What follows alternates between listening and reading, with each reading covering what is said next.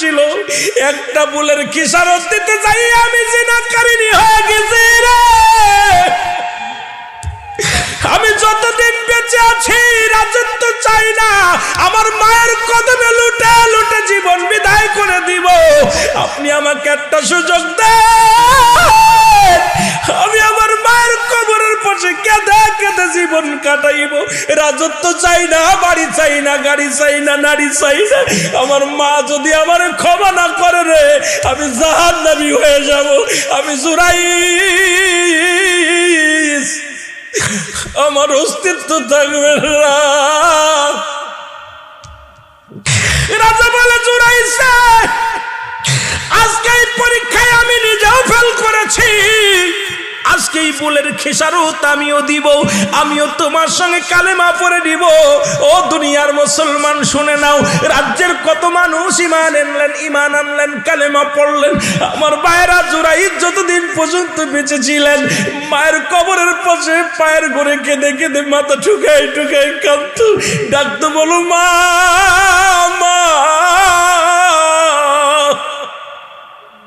তোর জুরাইস জীবনে কিচ্ছু চাই না রে মা, তোর কাছে ক্ষমা চাই। জীবনে যে ভুল করেছে এই ভুলের খেসারত আমি দিতে পারবো না মা, তোরে হারাইয়া ফেলেছি।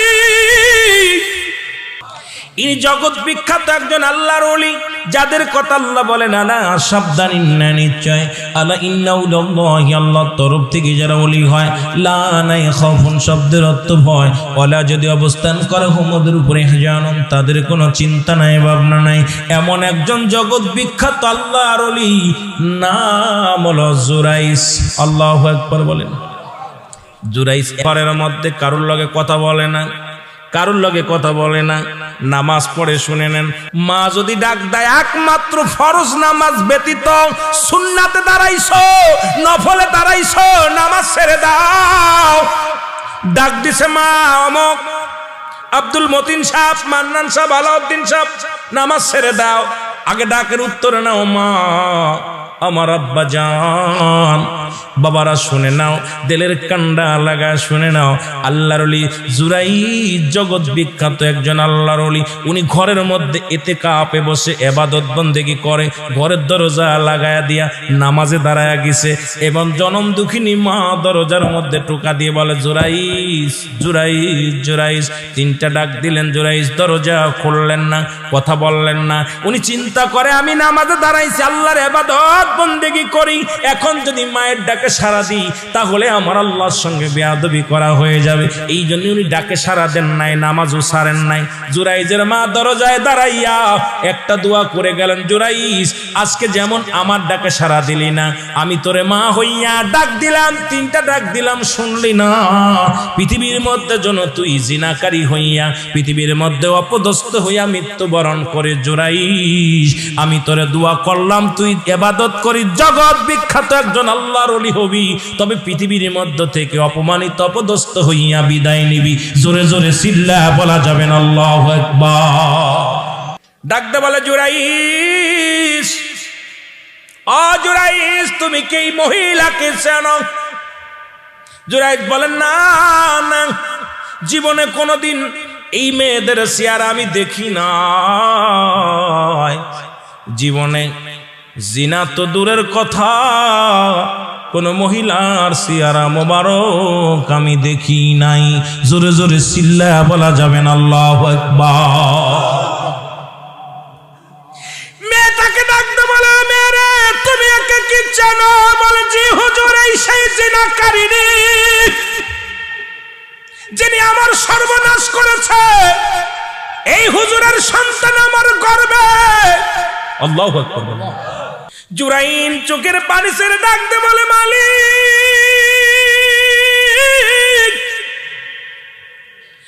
আমার বুঝতে বাকি নাই রে, আমার জনম দুঃখিনী মা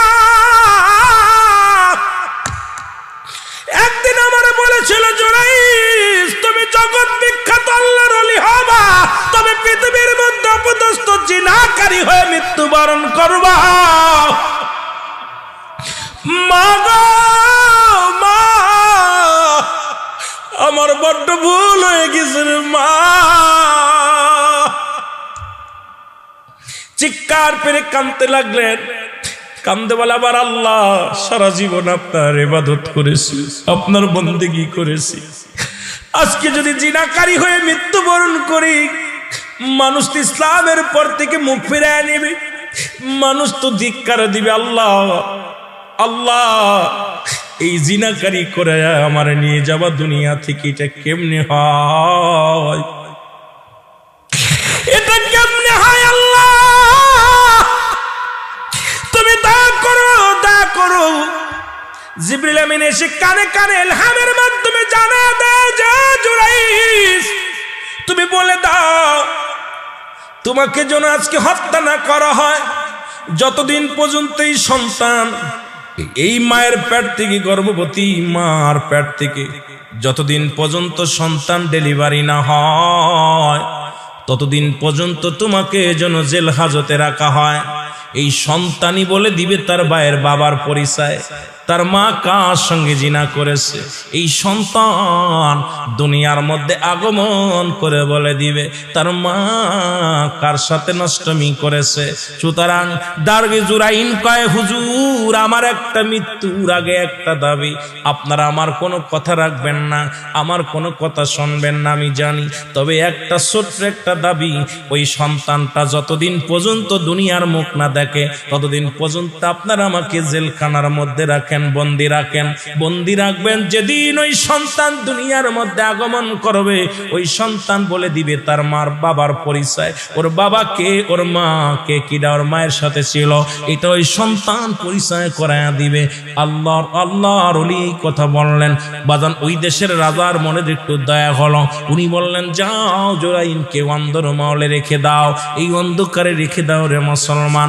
শুনে নাও, শুনে নাও, শুনে নাও। এইরকম 1 মাস গেল, 2 মাস গেল, 3 মাস গেল, 4 মাস গেল, 5 মাস গেল, 6 মাস গেল, 10 মাস 10 দিন পূর্ণ হয়ে গেল। আল্লাহর ওলি ও মুসলমান ওই জেলখানার মধ্যে চোখের পানি ছেড়ে কান্দার বলে, আমার আল্লাহ, আমি মারা যাব কোনো দুঃখ নাই, আমার মায়ের দোয়া কবুল হয়ে গেছে, এই জীবনে আমার কোনো দুঃখ নাই, তবে ইসলামের মধ্যে কলঙ্ক লাগলো। আল্লাহ, আলেমদের যে কলঙ্ক লাগলো, আল্লাহ এটা আমি কি করে আমি এটা মুছবো? আল্লাহ, পৃথিবীর মধ্যে ওই মহিলার গর্ভে থেকে একটা সুন্দর ছেলে আসলো, আল্লাহু আকবার বলেন না। এই ছেলে আসলো, খবর পড়ে গেল, রাজার দরবারে খবর পড়ে গেল, ওই মহিলা গর্ভবতী মহিলা, ডেলিভারি হয়েছে, একটা ছেলে হয়েছে। ডাক দাও মেয়েটাকে, ডাক দাও। হাজার হাজার রাজ্যের যত উজির নাজির ছিল সবাইকে ডাক দেওয়া হলো। এই ছেলে নাকি একদিনের ছেলে, কথা বলবে, বড় আশ্চর্যজনক ব্যাপার, ওর বাবার পরিচয় ছেলে নিজে দিবে। সবাই এই কৌতূহল দেখার জন্য হাজার হাজার মানুষ রাজ দরবারে আসলো। এবার ডাকতে বলে, ডাকতে বলে, রাজা বলে, ছেলে বালক বলে দাও তোমার আব্বাকে, তোমার মার সাথে কে নষ্টামি করেছে বলো। বালক কোনো কথা বলে না, বালক মাথাও নাড়ে না, কথাও বলে না, সে দেখে না। লোকজন বলে, হুজুর আইস, পাগলামির একটা সীমা আছে, একদিনের ছেলে জীবনেও কথা বলতে পারে না, আর এই ছেলে তার বাবার পরিচয় কেমনে দেবে রে জুরাইস? এখন তোমার ভণ্ডামি বাদ দাও, আজকে শুলেচোরা থেকে বাঁচাতে কেউ পারবে না, আজকে তোমাকে কে বাঁচাইবে? মৃত্যুদণ্ড থেকে পৃথিবীর কোন মানুষ তোমার বাঁচাইতে পারবে না। সুতরাং একদিনের পোলা কথা বলতে পারবে না। জুরাইদ চোখের পানি ছেড়ে কান্দার বলে, আল্লাহ আমার একটু উপায় বলে দাও, তুমি তো বলেছিলে ওই ছেলে তার বাবার পরিচয় দিয়া দিবে। আজকে এত মানুষের সামনে রাজা বলতেছে ছেলের কাছে জিগায়, ছেলে তো কথা বলে না, মাথা নাড়ে না, সে দেখে না। ইলহামের মাধ্যমে ডাক দেখায়, জুরাইদ ওই সন্তান সবার কথা শুনবে না, তুমি ওই সন্তানকে ডাক দে, বলো বাবা রে, ও ডাক দে, বলো ছেলে বলে দাও তোমার বাবার পরিচয় বলে দাও। জোরে জোরে চিল্লায় বলা যাবে না মারহাবা। জুরাইদ ডাকতে বলে,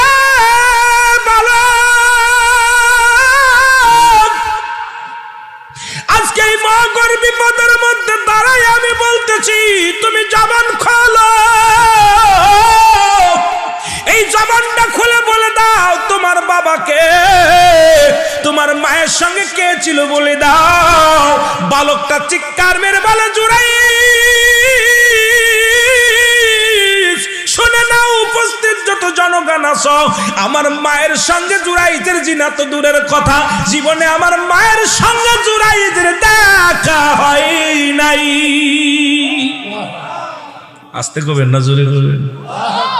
জীবনে কোনোদিন জোড়া জিনা তো দূরের কথা, জীবনে কোনোদিন আমার মার সঙ্গে দেখা হয় না। আমার মায়ের সঙ্গে জিনা করেছে রাখালের, ওই যে রাজার পাশে দাঁড়ায় আছে ওই রাখালটাই আমার মায়ের সর্বনাশ করেছে। এবার উজির রাজা কয়, আমি সব জানি, রাজার তো চক্রান্ত ছিল। রাজা কয়, জুরাইস রে, তুমি আমারে ক্ষমা করে দাও। এই একটা কথা বলেই সন্তান মারা গেলেন। এবার জুরাইস ক্ষমা চাইলেন, জুরাইজের কাছে ক্ষমা চাইলেন। রাজা যারা যত ছিলেন সবাই ক্ষমা চাইলেন, আমাদের ভুল হয়ে গেছে, এই তোমাকে 10টা মাস জেলে বন্দি করে রেখেছিলাম, কত কষ্ট দিছি, অন্ধকার মহলে রাখি। আরে জুরাইজ, আমাকে তুমি মাফ করে দাও, আমাকে তুমি মাফ করে দাও। আর একদিনের বালক যেহেতু কথা বলে রাজ দরবারে, আমি আর রাজত্ব চাই না, তোমারে দিয়ে দিলাম।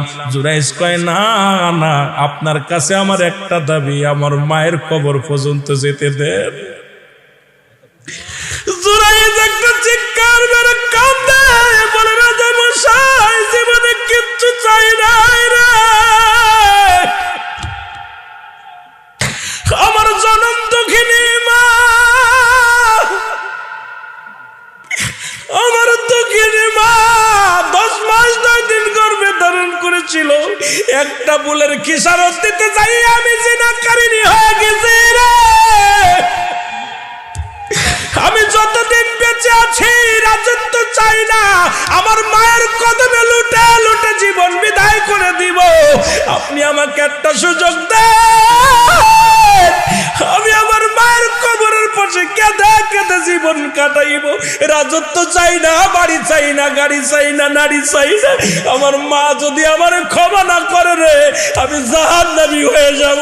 আমি জুরাইজ, আমার অস্তিত্ব থাকবে না। রাজা বলে, জুরাইজ, আজকে এই পরীক্ষায় আমি নিজেও ফেল করেছি, আজকে এই বুলের খেসারত আমিও দিব, আমিও তোমার সঙ্গে কালেমা পড়ে দিব। ও দুনিয়ার মুসলমান শুনে নাও, রাজ্যের কত মানুষ ইমান আনলেন, কালেমা পড়লেন। আমার ভাইরা জুরাইজ যতদিন পর্যন্ত বেঁচে ছিলেন, মায়ের কবরের পাশে পায়ের ঘরে কেঁদে কেঁদে মাথা ঠুকাই ঠুকাই কাঁদত, ডাকতো, বলো মা মা। তোর জুরাইজ জীবনে কিচ্ছু চাই না রে মা, তোর কাছে ক্ষমা চাই, জীবনে যে ভুল করেছে এই ভুলের খেসারত আমি দিতে পারবো না মা, তোরে হারাইয়া ফেলেছি মারে, তোরে হারাইয়া ফেলেছি, আমি ক্ষমা চাই। আমি আমার যুবকদের বলি, আজকে যাদের মা বাবা জীবিত আছে, বাড়িতে পা দুখানা জড়াইয়া ধরবা, মায়ের পাটা জড়াইয়া ধরবো, বাবার পা দুখানা জড়াইয়া ধরবা, চোখের পানি ছেড়ে কানবার, বলো, বাবা গো, বড্ড ভুল করে ফেলেছি, আমার তুমি ক্ষমা করে দাও। মায়ের পা ধরে কানবা, মা গো, আমার মাফ করে দাও। আর মা বাবা যদি একবার রাজি হয়ে যায়, তোর কপাল খুলে যাবে রে বান্দা, আল্লাহ রাজি হয়ে যাবে, আমার আল্লাহ খুশি হয়ে যাবে। জোরে বলেন ঠিক কিনা? এ ভাইরা আমার, বন্ধুরা আমার, নবীজির সাহাবা আলকামার ইতিহাসটা একটু বলে যায়। 5 ওয়াক্ত নামাজ পড়েছে, সালাত পড়েছে, কোনোদিন অন্যায় করে নাই, কারণ মাথায় বাড়ি মারে নাই, কোনোদিন কাউকে কষ্ট দিয়ে নাই। হযরত আলকামা মৃত্যু শয্যায় সজ্জিত, রূহটা বাইর হয় না।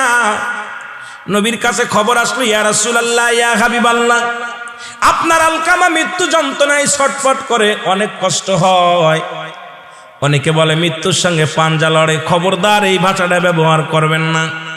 মৃত্যুর সাথে কোনো ব্যক্তি পাঞ্জা লড়তে পারে না, বল মৃত্যু শয্যায় সজ্জিত, কারণ মালাকুল মউতের সাথে কি মারামারি করবেন? সম্ভাবনায়, কারণ মৃত্যু শয্যায় সজ্জিত, কখন যেন আজরাইল চলে আসবে, নিয়ে যাবে আপনাকে, আমাকে নিয়ে যাবে। আমার ভাইরা আমার, নবীজি বললেন, আমার সাহাবীরা তোমরা যাও, তাড়াতাড়ি যাও, আমার আলকামার চারিপাশে দাঁড়ায়া দোয়া করো, চারিপাশে ঘিরে দাঁড়ায়া দোয়া করো, কালেমা পড়ো, তাসবিহ পড়ো, কোরআন তেলাওয়াত করো, আমার আলকামার মৃত্যু যেন সহজ হয়। সাহাবীরা চলে গেলেন আলকামার বাড়িতে যাইয়া চারিদিক ফিরে দোয়া করে, চোখের পানি ছেড়ে ছেড়ে কাঁদতে লাগলেন, কিন্তু মৃত্যু হয় না, মৃত্যু যন্ত্রণাও লাঘবায় না। দৌড়ে আসলেন সাহাবীরা, বলে ইয়া রাসূলুল্লাহ, ইয়া হাবিবাল্লাহ, আলকামার কষ্ট আমাদের সহ্য হয় না,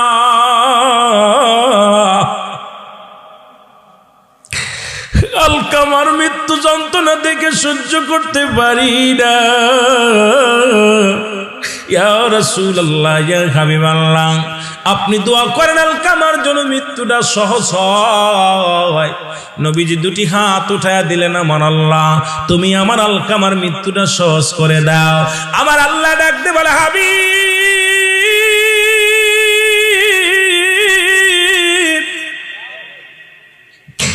আপনি আজকে হাত নামা ফেলেন, কারণ ঘরের মধ্যে এখনো জনম দুঃখিনী মা জিন্দা আছে। যতক্ষণ পর্যন্ত মায়ের তার জন্য দোয়া না করবে, ততক্ষণ পর্যন্ত মা যতক্ষণ পর্যন্ত ক্ষমা না করবে, আমি আল্লাহ ততক্ষণ পর্যন্ত ক্ষমা করতে পারি না, তার মৃত্যু যন্ত্রণা সহজ করা সম্ভব হবে না। আল্লাহর নবী দৌড়ে চলে আসেন আলকামার বাড়ি, সালাম দিলেন, আসসালামু আলাইকুম হালাল বাইত। ঘরের ভিতর কেউ আসনি, বাড়ির ভিতর ঘরের ভিতর আসনি কেউ, ভিতর থেকে আওয়াজ আসে, আলাইকুম আসসালাম। নবীজি বলে, মা, মা গো, ও আলকামার মা, আমি আপনার কাছে জানতে চাই, আমার আলকামা কি জীবনে কোনো অপরাধ করেছে, কোনো অন্যায় করেছে, জানতে চাই। নবী বলে, না না, আলকামা জীবনে এক ওয়াক্ত নামাজ সারে নাই, জীবনে নামাজ সারে নাই, জীবনে হজ সারে নাই, কোরবানি সারে নাই, যাকাত দেয় সারে নাই, জীবনে মিথ্যা কথা বলে নাই। আমার আলকামা একজন ফেরেশ মানুষ, আমার আলকামার মতো দ্বিতীয় আর কেউ হয় না। জোরে বলো আল্লাহু আকবার। আল্লাহর নবী ডাকতে বলে, মা, মা গো, এত নেককার বান্দা যদি হয়, তবে মৃত্যু যন্ত্রণা কেন এত কষ্ট হয় গো মা? জনম দুঃখিনী মা বলে, বাবা রে, আমার কলিজার মধ্যে বড় ব্যথা। সারা জীবন সে বইয়ের কথা শুনতো, বইয়ের পরামর্শ শুনতো। আমার মা বোনেরা শুনে নাও, আমি বইয়ের কথা আবার অনেককে মা বোন বলবে, রুহুল আমিন সাহেব এমনি স্বামী কথা শোনে না, তারপরে আবার আপনি কি বলে যান। শোনো মা, বইয়ের জায়গা বোর সঙ্গে কোনোদিন মায়ের তুলনা হয় না। মায়ের জায়গা মা, বইয়ের জায়গা বউ, বউ বউয়ের জায়গা বউ, মায়ের জায়গা মা, বাবার জায়গার মা। এটা পৃথিবীর মধ্যে বউ যদি মারা যায়, বউ পাবি।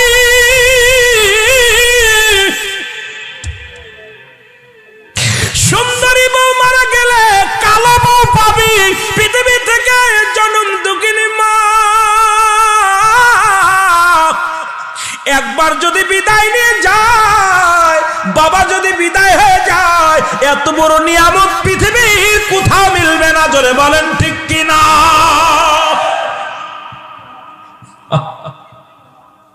জনম দুঃখিনী মা বলে, বাবা, মনের ভিতরে বড় কষ্ট, সারা জীবন শুধু বইয়ের পরামর্শ অনুযায়ী চলতো, বইয়ের কথা অনুযায়ী চলতো, আমার কোনো কথাকে মূল্যায়ন করতো না।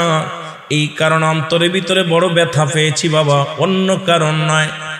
নবী কয়, মা গো, তুমি তারে মাফ করে দাও, মা গো, তুমি ওকে মাফ করে দাও। এবার মা বলে, বাজান রে, অন্তরের ভিতরে জাগাত লাগছে, কেমনে মাফ করি, আমি মাফ করতে পারবো না। আমার নবী ডাক দিয়ে বলে, সাহাবীরা রে, আয় আয়, খড়ি নিয়ে আয়, খড়ি নিয়ে আয়, আগুন নিয়ে আয়, আমি আমার সাহাবীর পুড়াইয়া দিব।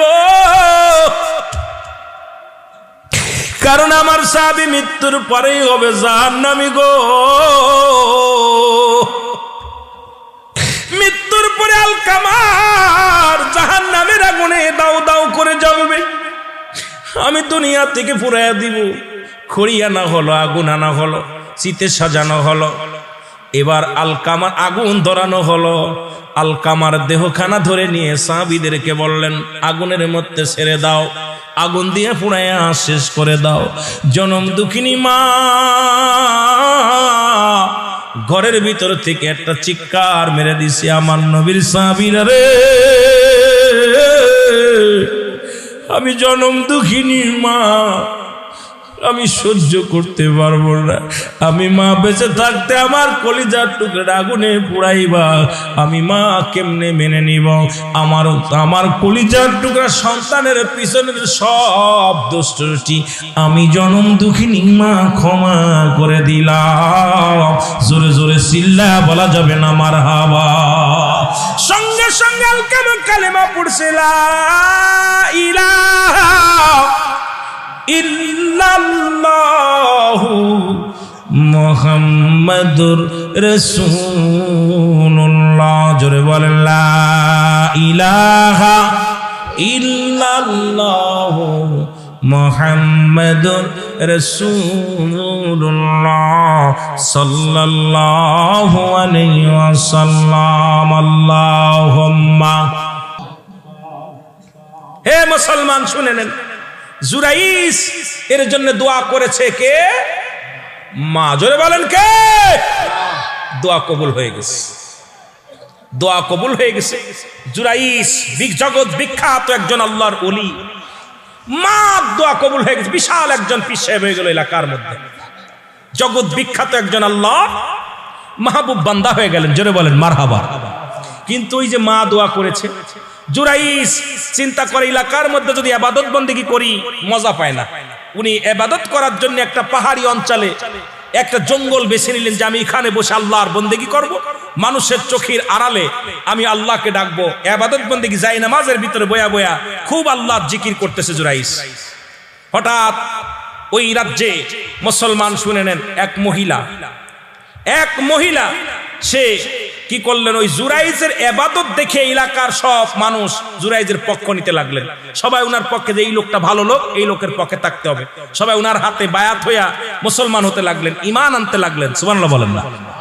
এইটা দেখে ওই দেশের প্রেসিডেন্টের গুসা হয়ে গেল যে আমার দল ছেড়ে দিয়ে কোন এক হুজুরের দল নিতেছে, হুজুরের দলে চলে যেতেছে, একে কোন ভাবে সাইজ করা যায়?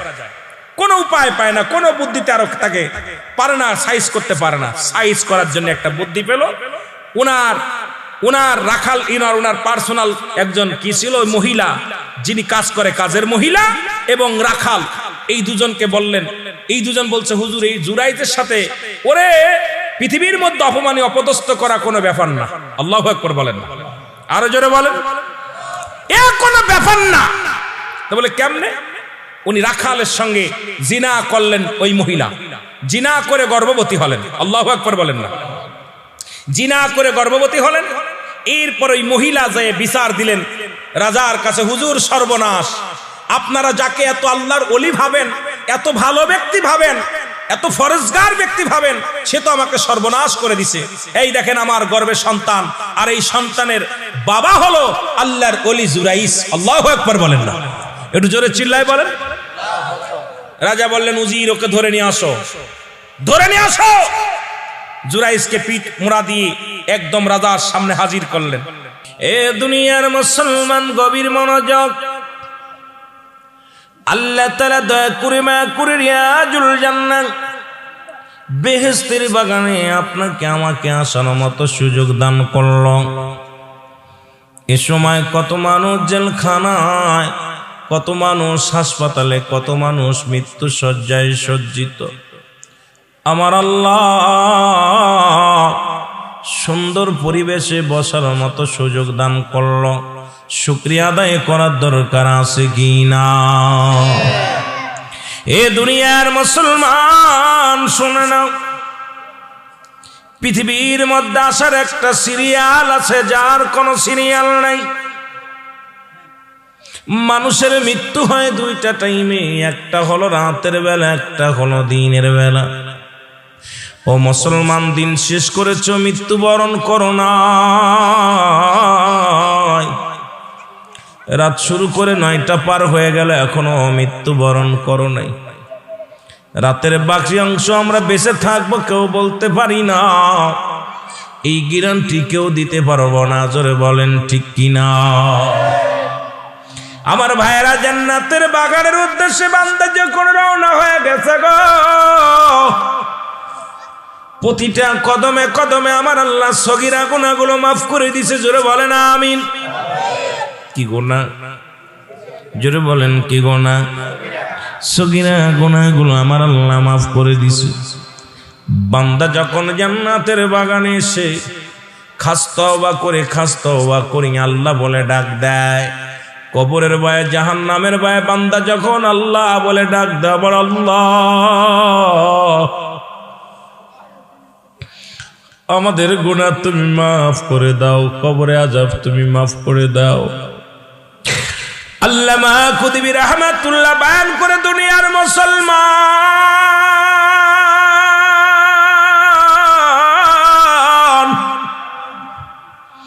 বান্দা যখন কবরের ভয়ে জাহান্নামের ভয়ে, বান্দা যখন কবরের ভয়ে জাহান্নামের ভয়ে জান্নাতের আশা করে যখন খাস তওবা করে বান্দা, ওই বান্দার জীবনের সব গুনাহগুলো আমার আল্লাহ মাফ করে দেয়। জোরে জোরে বলেন মারহাবা। আর একটু জোরে জোরে চিল্লায় বলেন আল্লাহু আকবার। আমার ভাইরা আমার, কিয়ামত পর্যন্ত কোন নবী আইব না।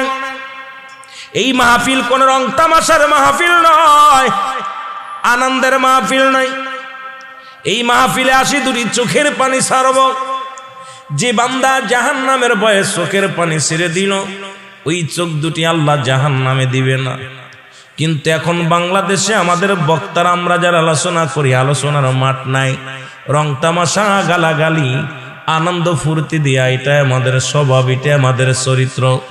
নারে বাজান না, কারণ এমন দিনের মাহফিলে বসেছি আমার আল্লাহ জীবনে কত গুনাহ করছি, গুনার কথা একবার চিন্তা করো। এই গুনার বোঝা নিয়ে যদি মারা যাও, জাহান্নাম ছাড়া কোনো গতি নাই রে।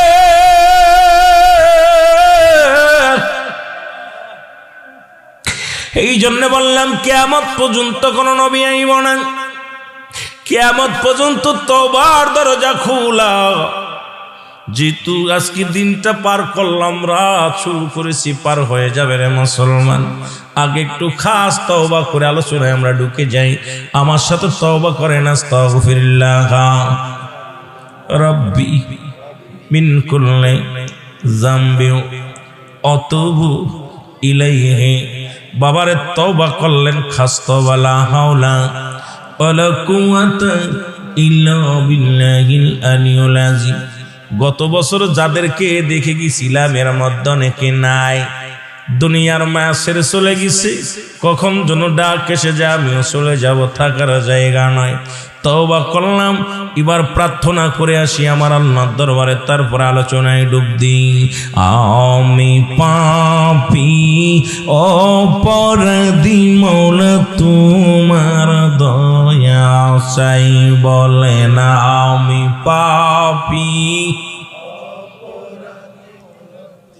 একটু মহব্বতে বলেন আমি পাপী অপরাধী, আল্লাহ তোমার দয়া। এর তুমি যদি না করো দয়া,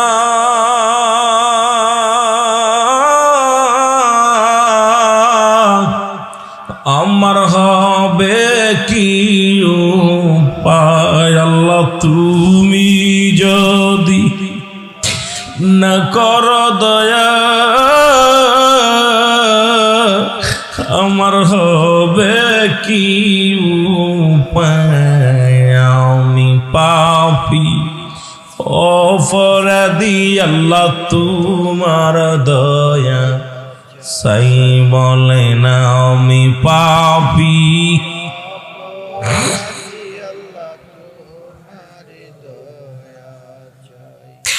আমি সংসারের ঝামেলাই পড়ে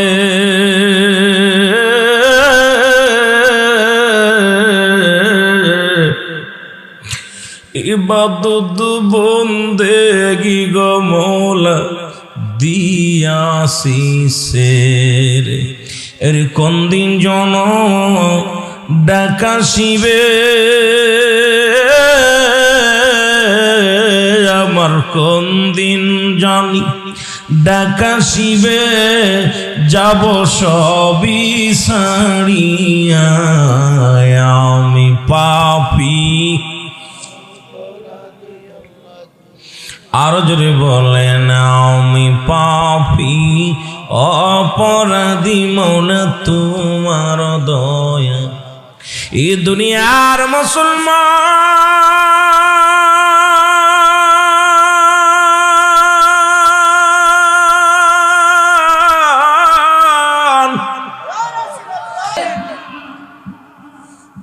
রাতের অন্ধকারে মাকে মায়ের পায়ে জড়ায় ধরেন, মাকে জড়ায় ধরেন, মাকে ছাড়বেন না, মা ভুল করে ফেলেছি। আরে পাগল, বাড়ির মধ্যে দেখি মায়ের দোয়া, গাড়ির মধ্যে দেখি মায়ের দোয়া, ঘরের মধ্যে দেখি মায়ের দোয়া। মা দোয়া করলে বাড়ির মালিক হও, গাড়ির মালিক হও, ব্যবসার মালিক হও। এটাও মনে রাখবা, পিতামাতা দোয়া করলে আল্লাহর জান্নাত পাওয়া যায়। জোরে বলেন সুবহানাল্লাহ। আরো জোরে বলেন, আরো জোরে বলেন। ঠিক একই কায়দায় হযরত মূসা আলাইহিস সালামের আগমনটা, ঠিক কি না? কথা বলেন না কেন? মূসা নবী আসবে, আল্লাহ কারে দিয়া কি করব? জুরাইজ দে মায়ের থেকে শিক্ষা দিয়ে হইছে, মানুষকে হেদায়েতের মধ্যে আনছে। সুবহানাল্লাহ বলেন, আরো জোরে বলেন।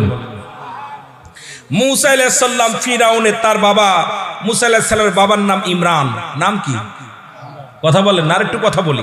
খালি কেন যেন হঠাৎ করে মায়ের কথা বলতে গেলে এইগুলো কথাগুলো আসে। মূসা আলাইহিস সালামের বাবার নাম কি? কেন বলেন? আর বড় ভাইয়ের নাম হারুন। সুবহানাল্লাহ বলেন না। পৃথিবীর মধ্যে দুইজন নবুয়াতি পেয়েছিল একসাথে, সেটা হলো হযরত মূসা আলাইহিস সালাম, হযরত হারুন আলাইহিস সালাম। দুই ভাই একসাথে নবুয়াতি পেয়েছিল। সুবহানাল্লাহ বলেন না, আরো জোরে বলেন। কথা বলেন, আরো জোরে বলেন। আল্লাহু আকবার। মূসা আলাইহিস সালামের বাবা কি ছিল? ওই ফিরাউনের দরবারের দারওয়ান। কি ছিল? দেহরক্ষী বা দারওয়ান। হঠাৎ করে ফিরাউন একদিন রাত্রে স্বপ্নে দেখছে যে তার রাজ্যে একটা আগুন লাগছে, আয়া সবকিছু আগুন লাগছে, বা একটা কিছু আয়া সবকিছু খেয়ে ফেলেছে, সব শেষ। স্বপ্নে দেখে ফিরাউন এলাকার সব জ্যোতিষীদের ডাকলেন, জ্যোতিষীরা কে কোথায় আছো? আমার স্বপ্নের ব্যাখ্যাটা বলে দাও, ব্যাখ্যাটা বলে দাও। আমার বাবারা বলে, হুজুর সর্বনাশ, আপনার এই রাজ্যে বনি ইসরাইলদের মধ্যে এমন একজন নবী আসবে, যে নবী আসার পর আপনাকে খেয়ে ফেলবে, সব রাজ্য তছনছ করে দিবে। সুবহানাল্লাহ বলেন, আরো জোরে বলে। কয় আইছে কি? কয় না, আসে নাই, আসবে। আগাম সংবাদ। ফিরাউন হুকুম দিয়ে দিলেন, বনি ইসরাইলদের মধ্যে, এই রাজ্যের মধ্যে যত শিশু সন্তান হবে, পুরুষ সন্তান হলে সবাইকে জব করে মেরে ফেলতে হবে। হাজার হাজার, শত শত। যে বছরে হুকুম দিলেন, ওই আগের বছরে হারুন আলাইহিস সালাম জন্ম নিলেন। সুবহানাল্লাহ বলেন না, আরো জোরে। হারুন জন্ম, তার আগের বছরে এ মুসলমান মরিয়াম নামে একজন, ওনার হারুন আলাইহিস সালামের, হারুনের বোন একটা দুনিয়ার মধ্যে, কোন জায়গায় লেখছে ফাতেমা, কোন জায়গায় লেখছে মরিয়াম নামে একটা বোন দুনিয়ার মধ্যে আগমন করলেন। সুবহানাল্লাহ বলেন না। এই বছরে শত শত মানুষকে, হাজার হাজার মানুষকে দুনিয়া থেকে বিদায় করে। আল্লাহ যেটা করে, আমার আল্লাহ পারে কি পারে না? জেনে বলেন, পারে কি পারে না? মূসা আলাইহিস সালাম দুনিয়া আসবে, অনেক রকম ঠেকাইতে লাগলেন, পারলেন না। আমার বাবারা, ওই রাত্রে মূসা আলাইহিস সালামের বাবা ইমরানের কামভাব, ভিতরে একটা স্ত্রীর প্রয়োজন, ভিতরে একটা উত্তেজনা শুরু হয়ে গেছে। ওদিকে মায়েরও একটা উত্তেজনা শুরু হয়ে গেছে। কেমনে যাবে? মার মনে স্বামীকে পাওয়ার জন্য উতাল পাতাল মন করতেছে। অনেক লম্বা ইতিহাস, কোরআন থেকে তাফসীর করলে খুব মজার ঘটনাটা, অনেক সুন্দর লাগে। কিন্তু আমি অল্প একটু বোঝানোর জন্য যে আল্লাহ কি পারে কি না পারে, আল্লাহর কি ক্ষমতা, এটা আমাদের বোঝানোর জন্য, আল্লাহ কাকে কোন সময় আনবে, কাকে কি করবে, এটা বোঝানোর জন্য আমি কয়েকটা কথা বলে যাই। কি করলেন? ওই মূসা আলাইহিস সালামের মায়ের মনে কাম ভাব, একটা স্বামীকে পাওয়ার জন্য ছটফট করতে লাগলেন। এদিক স্বামীরও একই অবস্থা, স্ত্রীরও একই অবস্থা।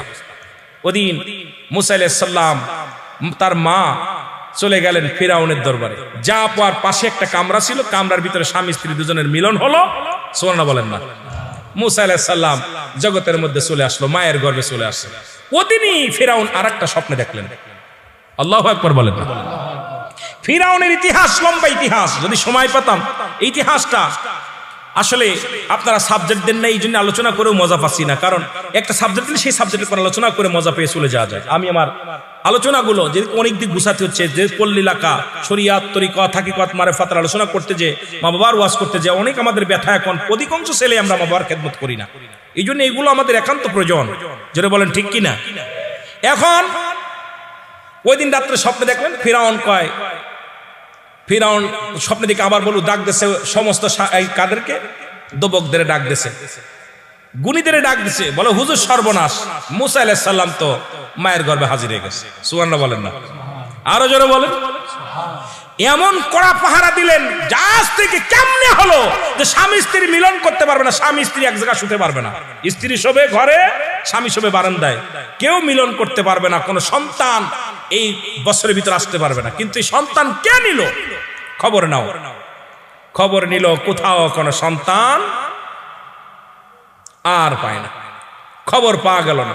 কিন্তু মুসা আলাইহিস সালাম 1 মাস 2 মাস 3 মাস 4 মাস 5 মাস ফিরাউনের রাজ্যে আস্তে আস্তে ফাটল ধরা শুরু করলো।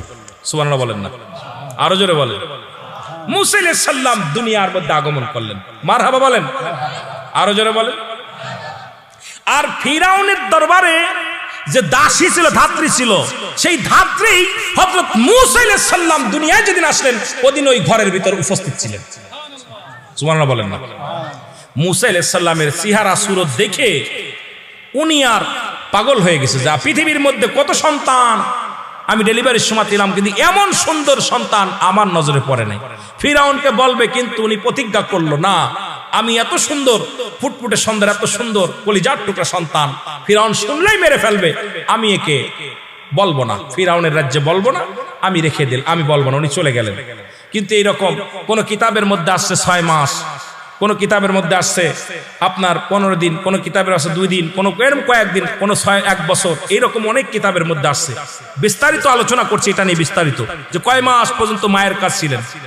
হঠাৎ খবর পাইলেন, খবর পেয়ে গেলেন আপনার ফিরাউন, খবর পাইলেন যে তোমার দেহরক্ষী ইমরানের ঘরে মুসা আলাইহিস সালাম আগমন করেছে।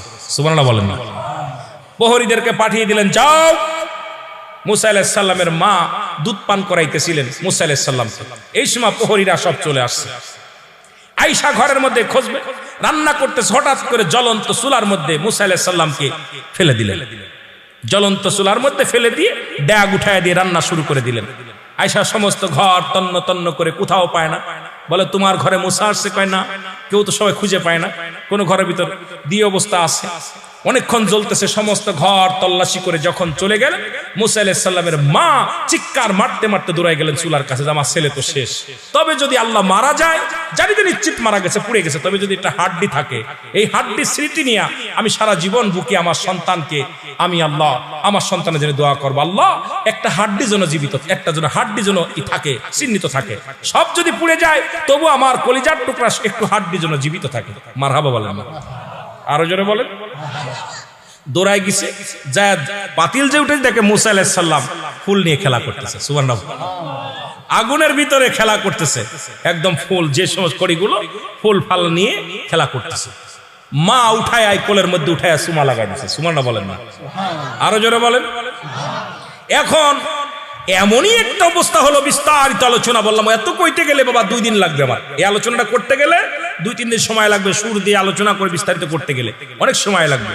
আমি অল্প সময়ের মধ্যে বলে যাই, আর আমি প্রতিটা আলোচনা আপনাদের সংক্ষিপ্ত করতেছি, যে অল্প কয়ের মধ্যে এই যে মাথা, এই ঘোরা এইভাবে বলতে বলতে যদি বলে এই যে মাথা, এটার দরকার না, একবারে ডাইরেক্ট মাথা, ডাইরেক্ট চোখ, ডাইরেক্ট কান, তাহলে বুঝতে আপনাদের সহজ হবে, অনেক আলোচনা অল্পের মধ্যে হয়ে যাবে। জোরে বলেন ঠিক কিনা?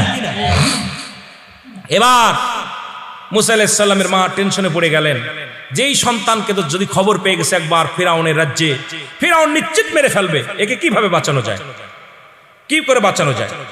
তখন মনের ভিতরে একটা কল্পনা আসলো, কে জনে এসে বলতেছে, একজন ফকির সেজে, হে মুসা নবীর মা, এই সন্তান আল্লাহর প্রিয় আল্লাহর প্রেরিত রাসূল, তোমার এত টেনশন কোনো কারণ নাই, তবে এই সন্তানকে একটা তক্তা বানায়, তক্তার মধ্যে একটা বাক্স বানায়া একে ভাসায় দাও। আল্লাহু আকবার বলেন, একে ভাসায় দাও। এখন মিস্ত্রি পাবে কোথায়? মিস্ত্রি পাবে কোথায়? মিস্ত্রি তো পাওয়া যায় না। হঠাৎ করে কমিতে পদ্মে যাইতেছে, এই মিস্ত্রি আছে, কাঠ কেউ বাক্স বানাবে, এ বানাবে। ভিতরে ডাক দিছে, ডাক দিয়ে একটা বাক্স বানাইছে। বাক্সটা বানাইয়া মুসা আলাইহিস সালামকে ওর ভিতরে ভইরা নীল দরিয়ায় ফেলে দিয়ে বাক্স বানানোর পর, কিন্তু এই খবরটা মিস্ত্রি আপনার ফিরাউনের দরবারে দেওয়ার জন্য প্রথম চলে গেছে, ছুটে চলে গেছে যে অনেক টাকা দিবে, সম্পদ দিবে। প্রথম যখন বলতে গেছে, হুজুর আপনার এই পর্যন্ত আর কথা বলতে পারে না, এই পর্যন্ত বলার পর বোবা হয়ে গেছে, আবার ভালো হয়ে গেছে, আবার দৌড়ে গেছে, আবার বোবা হয়ে গেছে, আবার দৌড়ে গেছে, আবার বোবা হয়ে গেছে। তিনবার মুসা আলাইহিস সালামের খবরটা পৌঁছে দিতে গেছে ফিরাউনের কাছে, কিন্তু আল্লাহ তাকে যেই সম্পূর্ণ কথা বলে মুসা উচ্চারণ করবে অমুক ঘরে বলার আগেই তুতলা হয়ে যায়, আর বলতে পারে না, কথা বাইরে, আল্লাহ জবান বন্ধ করে দেয়, জবানটা বন্ধ করে দেয়। এই অবস্থা থাকা পর, এই অবস্থায় এদিকে মা করলেন কি, ফেলে দিলেন বাক্সর মধ্যে ভরে নীল দরিয়ার মধ্যে ছেড়ে দিলেন। আল্লাহু আকবার বলেন না, দরিয়ায় ছেড়ে দিলেন। আর মেয়েকে ডাক দিয়ে বললেন, মা খবর নাও, খবর নাও, বাক্সটা ভাসতে ভাসতে কোথায় যায়, তুমি পিছে পিছে যাও। হযরত ফাতেমা বললেন, ওখানে পাঁচ লাগায় দিলেন, আর ভাসতে ভাসতে চলে গেল ফিরাউনের দরবারে। কোন কিতাবে আছে ফিরাউন নিঃসন্তান ছিল, আবার কোন জায়গায় আছে ফিরাউনের একটা মেয়ে সন্তান ছিল, আবার কোন কিতাব আছে ফিরাউনের অনেকগুলো ছেলে মেয়ে ছিল, তাদেরকে আগুনে পোড়ায় শেষ করে দিছে। খালি আসিয়া আর যে সন্তানগুলো ছিল তাদেরকে তেলে ভেজে শেষ করেছে, খালি ঈমান আনার কারণে। আমার বাবারা ভাসতে ভাসতে চলে গেছে।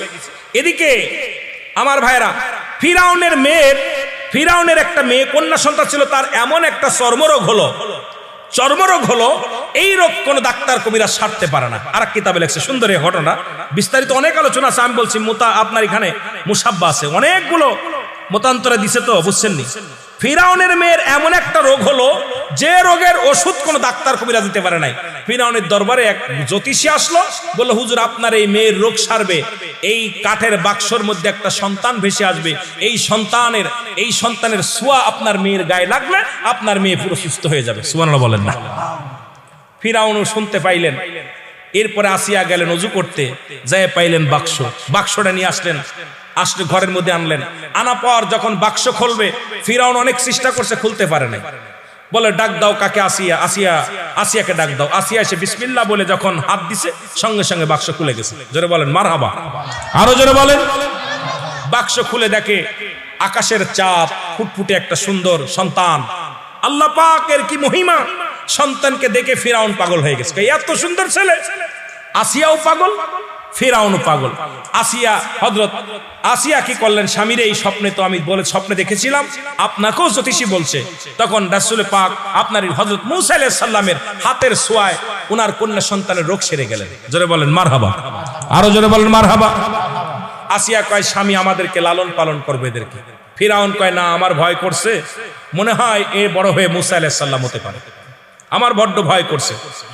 ফিরাউনকে বুঝাইলেন, আপনি না ক্ষুধা হইছেন, আপনি ক্ষুধা হয়ে এত ভয় করেন কেন? একে আমরা লালন পালন করব, বড় হবে আপনাকে আব্বু বলবে, আমাকে আম্মু বলবে, একে আমি লালন পালন করব। ঠিক আছে, লালন পালন করতে দিল। কিছুদিন যেতে না যেতেই ফিরাউন, মূসা আলাইহিস সালামের চাউনি ভালো না। মূসা আলাইহিস সালাম খেলা করে, ফিরাউন যখন রাজ দরবার থেকে আসে, মূসা আলাইহিস সালাম এরম তাকায়, ফিরাউন ভয় পেয়ে যায় তাকানো দেখে। কাসিয়া রে, ওর তাকানো ভালো না, আমার মন বলতেছে ও মনে হয় নবী হবে, আমারে মনে হয় শেষ করার জন্য আসে। আসিয়া অনেক বুঝ দেয়, স্বামীরে আপনি পাগলামি করেন কেন, ও কিছু বোঝে।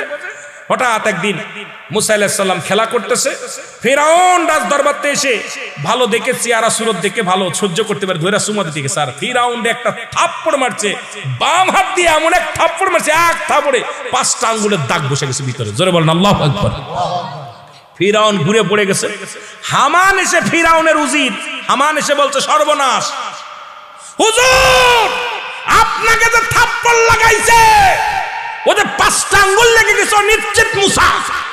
আল্লাহু আকবার বলেন।